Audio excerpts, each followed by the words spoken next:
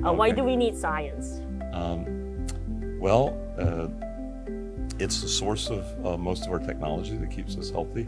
I think if we went back in time to even a little bit, we'd be missing a lot of that science that saves us from life-threatening diseases. It's a really great way to just expand our horizons and just move on, like as a society, just like become more knowledgeable and increase welfare for everyone. We can advance future that we couldn't possibly imagine, but also in that process we create more stronger human bonds and collaboration and friendship. Help somebody who has cancer live through that cancer and not die, because that person may have great ideas that are going to affect all of humanity, and you can see the knock-on effects. Science is critical in the way that it actually brings together humanity. Even when the outcomes aren't as anticipated, it still provides a unifying force in very divisive times. I like that science does not always have one answer, that it is ever changing. All you have to do is look at the economic track record of the US since World War II. And you look at what a sustained and stable investment in science, not even applied science, basic science, just knowledge for the sake of knowledge, has paid huge dividends. To answer the questions that we have for the natural world, I think that it brings humanity to us. Anything that you're building, anything that you're researching, the science is the basis for that. The most critical thing that science does is nurture the curiosity of people, ensure that you do things that are logical, ensure things that we think are important are done with sound reasoning. That's why science is important. The way we make progress in the society is by getting closer to the truth. Science is the mechanism through which we figure out, okay, are we fooling ourselves or not? I think Einstein said it best. Science does not know its debt to imagination. I love science, I always have.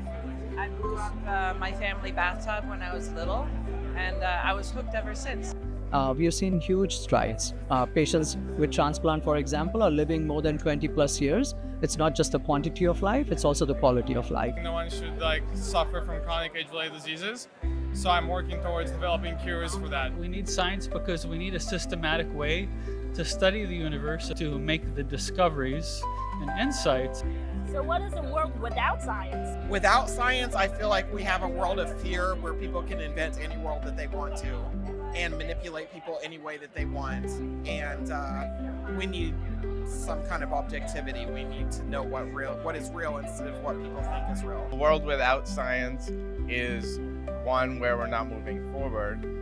We're static as a society. Where would we be in the world without human creativity? We'd be throwing rocks at dinosaurs. Have a hypothesis, which is like a potential answer, and then we're going to go figure out if our potential answer is correct. And I always thought that was amazing. These are things that are true everywhere in the universe. You got one boy, right? I have a little boy. Well, he's going to be an astronaut, so he's going to have to study a lot of science. But no, this is what we're working on is cures for diseases that he hopefully never gets.